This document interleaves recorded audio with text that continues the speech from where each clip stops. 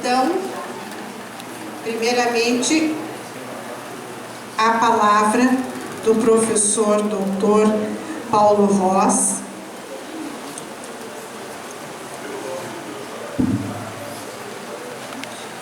Paulo Ricardo Ross é doutor em Educação pela USP, Universidade de São Paulo, e mestre em Educação Permanente e Recursos Humanos pela Universidade Federal do Paraná e graduado em Pedagogia.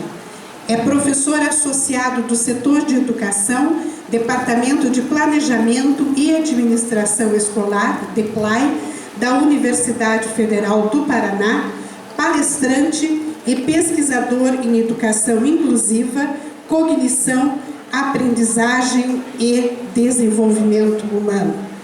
Professor Paulo Ross falará sobre educação, deficiência e dialogicidade. Com você, Paulo Ross, a palavra.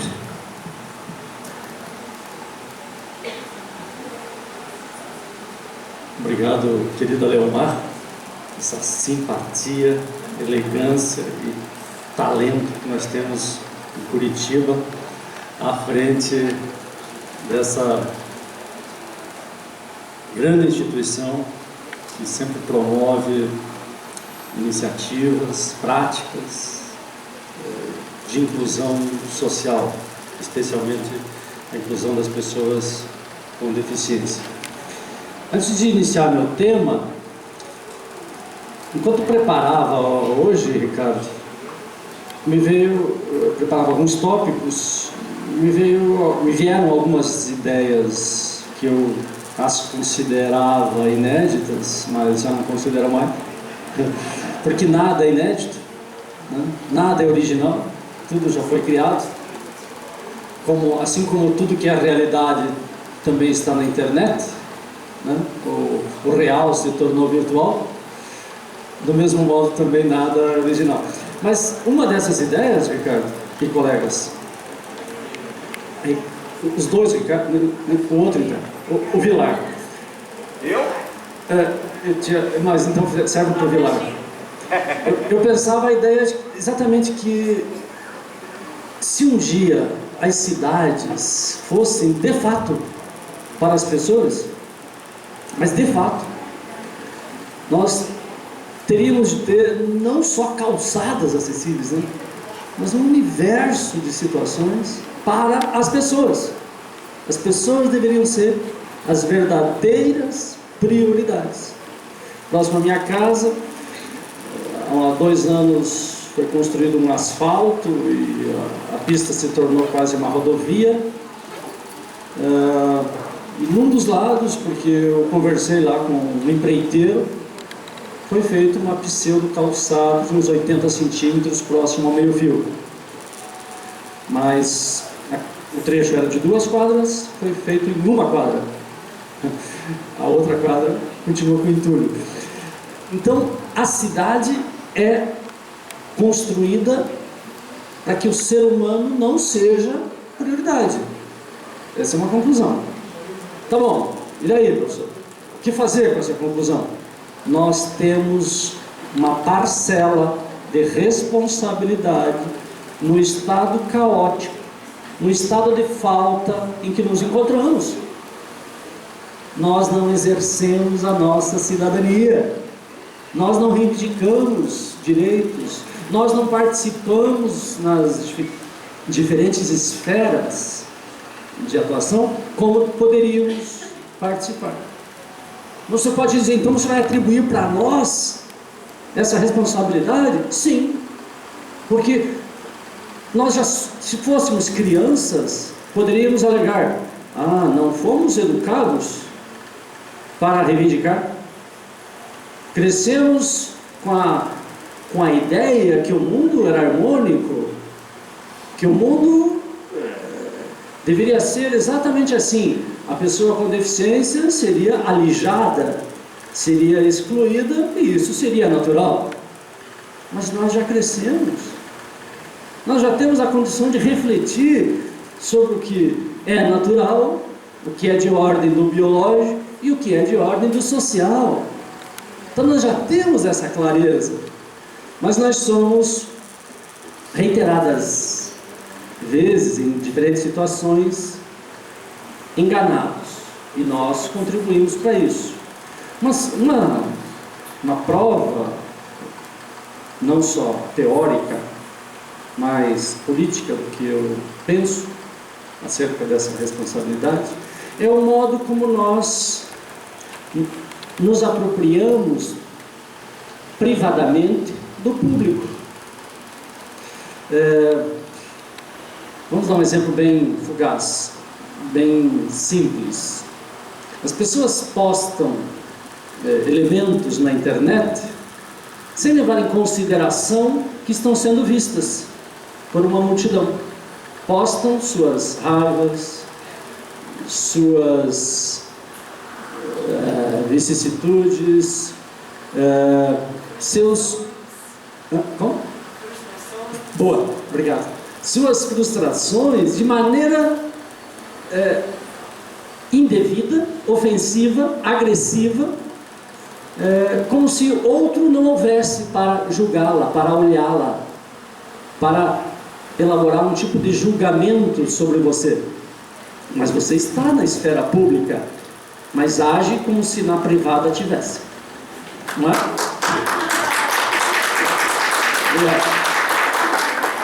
E essa é apenas uma simples demonstração de equívoco nosso, de adulto. Porque a criança, perdoa-se. Temos outras. Usamos de espaços públicos para fins privados. Outro dia, desci no andar da direção da universidade e eu tinha que postar um envelope via Sedex e eu fiz questão de perguntar se havia correio próximo. A pessoa, eu não sabia que tinha correio. A pessoa, tem, mas se quiser mandar por aqui. Eu falei, não, é de caráter particular, eu não posso mandar uma correspondência de caráter particular, me valendo do serviço público. E foi bom porque eu descobri que havia um correio a 50 metros, e eu não sabia. Então, e assim eu me eduquei e possivelmente outras pessoas viram aquela atitude. Não, você já nunca fez isso? Já fiz. Já fiz. Então, nós erramos, mas podemos evitar os erros. Evitar, e temos outros erros. Quando eu percebo algo que incomoda uma pessoa idosa, uma pessoa com deficiência, e me mantenho com uma atitude de não é comigo, é uma atitude de não cidadã, é uma atitude individualista, infantil, voluntarista, egoísta. Então, o Dr. Ricardo dizia: a sociedade brasileira, prevista em lei, deverá ser livre, justa. O que foi o terceiro elemento que ele disse? Solidária. Muito bem. Solidária. E solidária não é apenas eu fazer pelo outro para anular o outro, fazer para substituir o serviço público. Solidariedade é atuar nas esferas de que participo, apontar o que nos falta, o que falta ao outro, e apontar as alternativas sociais para melhorar a vida minha e do outro, não apenas a minha.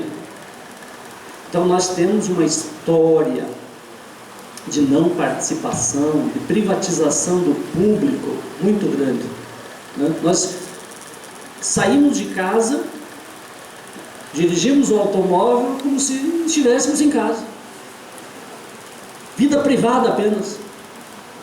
Então tem exemplos muito simplistas, para não citar exemplos mais graves que vocês já conhecem, eu prefiro não citar, não é isso? Então, a pessoa com deficiência numa escola, disse o professor Ricardo, né, não seria apenas ônus, né, porque justificasse uma tal solidariedade, mas seria um benefício para todas as pessoas que interagissem com ela. Gente, há muitos anos Me lembro, em 1998, eu fiz um pequeno estágio numa escola dos Estados Unidos, e lá eu vi esse discurso. As pessoas com deficiência participam da sociedade para exercer um papel de transformar a sociedade. Quer dizer, mas a simples presença justifica? Sim e não. Se ela estiver ali super protegida ou anulada, ela não transforma. Mas se ela estiver ali, ela e seus cuidadores, e ou os profissionais que a atendam, fizerem uma atitude crítica, reflexiva diante do que ela tem e do que ela não tem, então ela transforma. A minha pergunta inicial seria, que eu programei aqui, por que inclusão? Porque eu não vou conceituar, aliás vou, mas diferente do que de alguns conceitos que a gente conhece por aí. E eu pensei assim, por que inclusão? Porque nós não tínhamos inclusão, nós não tínhamos o direito de participar. O Dr. Ricardo explorou essa ideia muito bem. Nós éramos vistos como um problema. E a consequência desse olhar social sobre nós, sobre as pessoas com deficiência, era que nós aceitávamos essa ideia de problema. Como exemplo pessoal, não é tão significativo, é verdade? Me lembro que quando eu chegava numa escola, querida escola, AFAM, eu dobrava a bengala e punha na bolsa escolar. E uma certa ocasião, uma professora me abordou. Escuta, a gente percebeu que você guarda a bengala quando chega no portão da escola. Eu falei, pois é. Era um ato de autodefesa, de negação da deficiência. Mas uma outra professora interveio e disse assim, você sabia que usar a bengala é uma atitude bonita, que lhe confere poder aos olhos do outro e poder pessoal para você? Eu não sabia disso, mas eu era adolescente. Então, por que inclusão? Porque toda pessoa tenha uma deficiência, seja ela com deficiência ou sem deficiência, tem o direito de educar-se, de trabalhar. Mas eu quero enfocar, porque o Enio vai focar mais no trabalho, fundamentalmente participar em múltiplas esferas. Mas para participar, o que é preciso para participar? Não basta estar presente, é preciso estar presente como vocês estão aqui, atentamente e criticamente. Vide o debate anterior. Para participar é preciso conhecer o que existe na realidade, conhecer os direitos, que na história da acessibilidade hoje felizmente mudou o nome, né? Era entendida como acessibilidade programática, é um nome complicado. Então, conhecer os direitos, conhecer os princípios básicos da ciência, o modo como as sociedades se organizaram e como se organizam. Mas isso ainda não é suficiente. É preciso apropriar-se das diferentes formas de comunicação. Porque eu não me comunico sozinho. Quando eu me comunico, na perspectiva tradicional, imaginava-se que o grande poder estava com aquele que comunica, com aquele que expressa, com aquele que manifesta. Mas hoje, a interpretação é diferente. Porque numa perspectiva não tradicional, vamos dizer, uma perspectiva da diversidade, o poder é seu. Eu estou imaginando que estou comunicando, ok? mas você está interpretando o que você quiser. Eu não te obrigo a entender o que eu entendo, a dizer, repita o que eu disse. É isso que eu quero dizer. Você interpreta o que você quiser. O poder é seu. Vocês percebem como muda, vamos usar essa denominação, o paradigma? Ele se desloca, vamos usar o termo tradicional que eu não gosto, do emissor, vamos chamar de político. Ele se desloca do político, né, daquele que queria convencer, para o sujeito, os sujeitos. Agora todos comunicam, porém todos agora são singulares, são únicos, não são iguais. Eu não quero que todos repitam o meu discurso, como dizia o poeta, meu Deus, esqueci o nome dele, o Montenegro. Não quero que repita meu discurso como prece ou fervor. Não, você construa o seu, e o seu discurso será tomado como a sua verdade.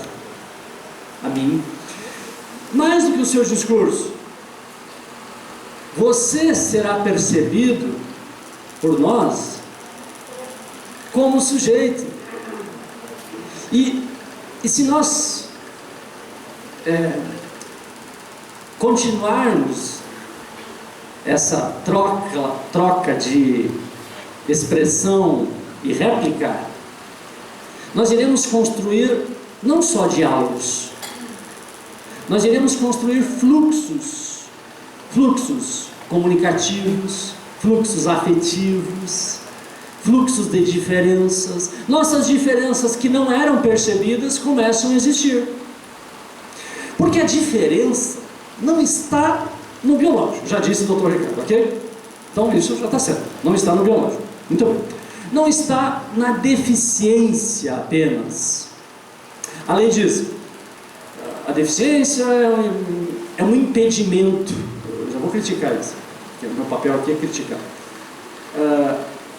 É um impedimento. Aí eu marquei assim: impedimento mais barreira, né? Isso que configura a deficiência. Impedimento mais barreira igual a possibilidade ou não de participação. Muito bem. Mas não é isso que eu vejo em você, se você estabelece trocas comigo. Eu vejo em você não impedimento, eu não vejo você em barreira, perdão, eu não vejo barreira em você, e nem no social. Eu vejo outra coisa. Eu vejo direito, eu vejo sujeito, e eu vejo participação, e vejo cidadania, e vejo política. A política, numa perspectiva inclusiva, não é a minha política, e não é a sua, mas é o conflito das nossas políticas.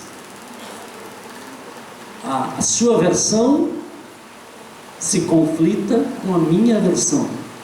Essa é a inclusão que eu quero. Quando faço aula, costumo me valer da perspectiva dialógica, né? Perspectiva das perguntas. Minha aula é sempre perguntas. E aí, algum aluno me pergunta algo. Se tiver algum aluno meu aqui, o que é que eu faço? Eu não respondo. Eu devolvo as perguntas. Porque quando você pergunta, você tem uma hipótese de resposta. Não tem? Por que você quer a minha resposta? Eu vou ajudar a construir. Mas antes eu quero saber qual é a sua. Você tem história, você é sujeito. Mas eu não sei nada sobre isso, então eu faço uma outra pergunta. De tal modo que você se manifeste, que a tua ideia de sujeito apareça como sujeito. Então, eu procuro pôr em prática, nem sempre consigo, porque quando um grupo é maior, mais de 15 ou 20 pessoas, começa a ficar mais complexo. E nessa perspectiva de educação, de inclusão, você pode ter inclusive menos conteúdo. Conteúdo. na perspectiva que a gente entende por conteúdo, mas você tem uma construção da subjetividade. Mas você tem conteúdo. E o pouco conteúdo que há começa a ser associado ao sujeito que o elabora e que o manifesta. E o professor, numa perspectiva inclusiva, começa a enxergar nesse sujeito valores, singularidades do que ele manifestou e mais. Aqui tem um elemento importante. Começa a enxergar em cada um dos sujeitos elementos, fragmentos de futuro. Eu sempre dou como exemplo, desculpe para os que já ouviram esse meu exemplo, eu não gosto de repetir exemplo, mas que se há de fazer pela minha pequenez intelectual. Eu vou repetir o exemplo. Quando a mãe tem um bebê, por isso mãe, né? Começa a dar banho nesse bebê, começa a conversar com o bebê. Ela não tem um feedback linguístico, mas tem um feedback no sorriso do bebê, na alegria, né? Portanto, se está no corpo, está na emoção do bebê. A emoção é corporal e o corpo comunica. E ela começa a idealizar esse bebê. Nossa, que menina linda, né? Vai ser igual a mamãe, não é assim? Para não falar que a maioria aqui é mulher. Outra coisa. Esse tipo de projeção que a psicologia chama é também devida a um professor que se pretenda inclusivo. Na chegada aqui no saguão, enquanto usufruíamos do café e outros quitutes propiciados pela Uninter, a pedido da professora Leomar e do professor Enio, aproveito para agradecer pela elegância, é assim que você faz evento, é assim mesmo, parabéns, com gravação, com YouTube, coisa de qualidade tem que ser assim, inclusiva. A professora Giele, que aqui está presente com suas alunas, me presenteou com essa perspectiva que compartilho com vocês. Ela diz: estão aqui meus alunos que agora deixaram de ser apenas coadjuvantes, agora são protagonistas. Elas apresentam o trabalho que fazemos nas escolas. Foi ótimo, parabéns!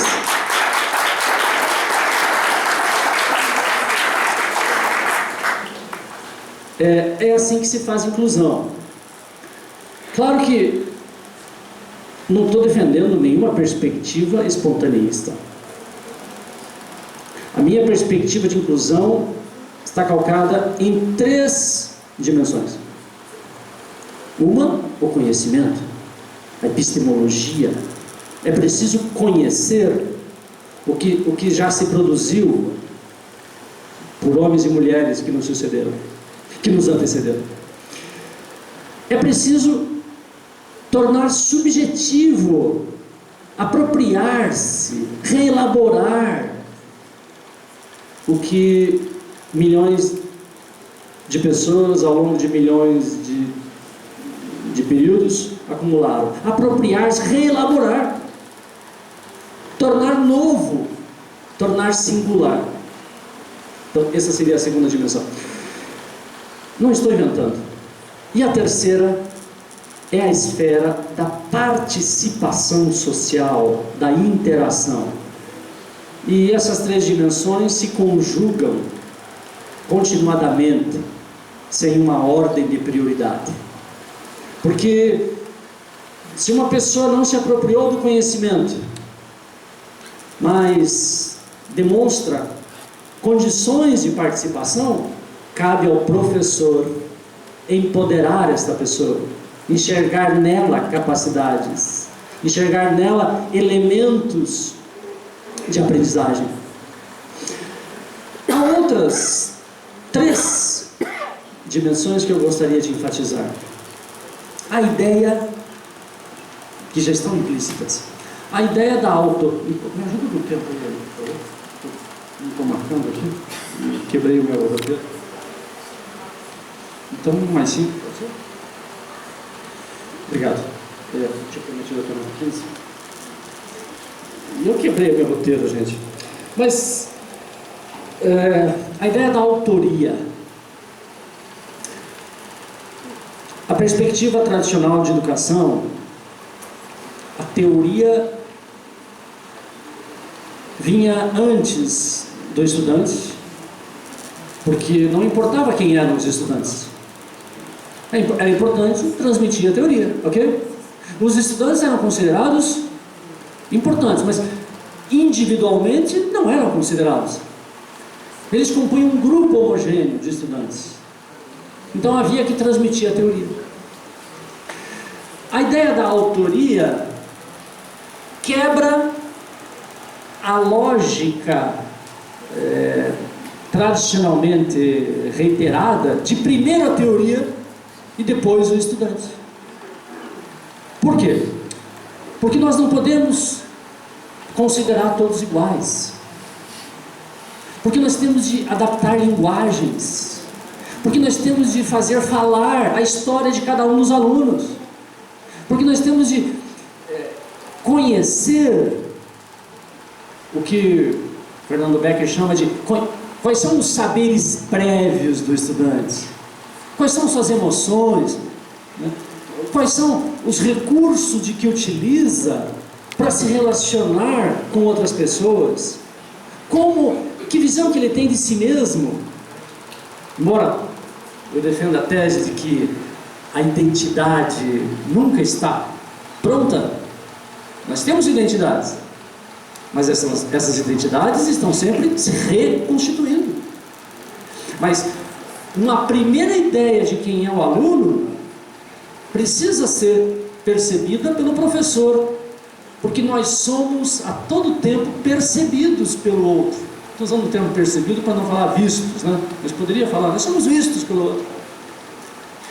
O modo como o outro me percebe, me vê,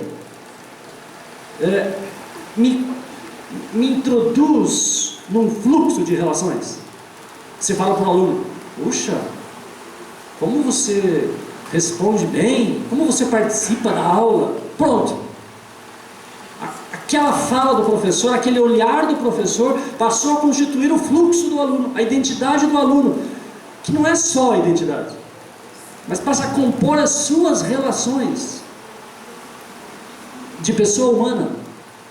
As outras pessoas vão passar: puxa, o professor falou isso de você? Eu me lembro, uma vez um professor tomou uma redação minha para ler em aula, apontou mais de 50 erros. Eu achando que ele ia tomar a redação para elogiar, e elogiou. Mas como ele apontou vários erros de escrita e tal, no final da aula os alunos: meu Deus, mas quanto erro, hein? Mas não foi essa a ideia do professor. A ideia foi tomar a redação como exemplo. Mas como ele apontou vários erros, olha só como o modo de sermos vistos nos recoloca numa outra relação com o outro. Então, olha a responsabilidade do professor para incluir as pessoas. Mas eu bolei, hein? Até para aqueles que não são professores, a responsabilidade de todos nós, sejamos ou não professores. Nós temos que ultrapassar a fronteira do privado, da individualidade,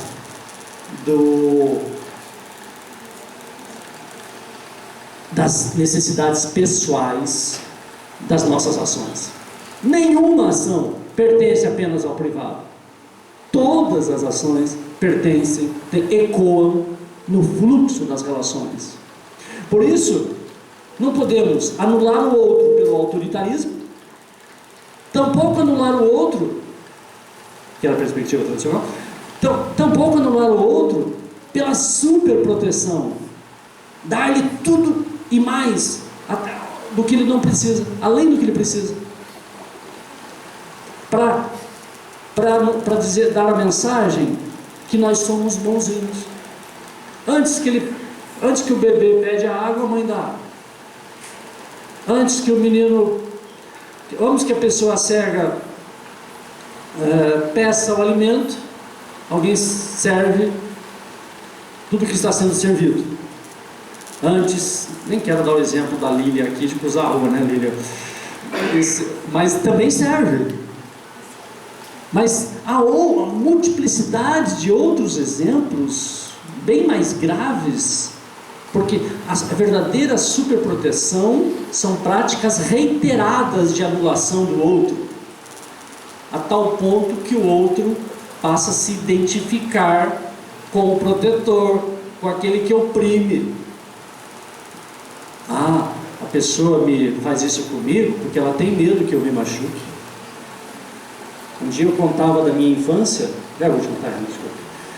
o quanto eu tive uma infância liberta e libertária, de explorações, e uma professora levantou e disse isso, nem eu tinha consciência disso, nunca mais esqueci. A tua mãe era uma sábia. E eu contava dos riscos que eu corria de subir a cavalo, cair de cavalo, e subir em árvore, cortar madeira, e andar quilômetros longe de casa com o irmão de 3 anos e eu com 6. E ela disse: a tua mãe era sábia, agradeça a sua mãe, porque ela não protegeu você. Quantos de nós somos superprotetores ou fomos superprotegidos, anulados e ainda agradecíamos àqueles que nos protegeram? Então, participar da esfera pública é assumir a responsabilidade da autoria, do protagonismo, de ser não apenas uma pessoa com deficiência, mas também, né? Mas ser outro, ser sujeito, assumir responsabilidades. O que é assumir responsabilidade? É contribuir para as transformações que se fazem necessárias, que vão além da dimensão individual. E eu aproveito para terminar colocando a minha parcela de contribuição, a minha parcela de erro, né, nesse conjunto de problemas com os quais a sociedade se depara. Todos nós faltamos como professores, como estudantes, porque não conhecíamos a realidade em que vivíamos. E não conhecemos a realidade em que vivíamos. Achávamos que estávamos num mundo harmônico, porque assim nos foi ensinado. E a realidade não é exatamente como nos foi ensinado. A realidade é desigual, é injusta. A pessoa com deficiência, o fato de estar aqui, não significa que está garantido o exercício de sua cidadania. Não está, nem para mim, nem para você. Nós temos muito a fazer. Se cada pessoa aqui fosse dar um exemplo, teria N exemplos de não cidadania. Então, fica aqui meu chamamento para todos nós sermos muito mais cidadãos do que somos. Obrigado.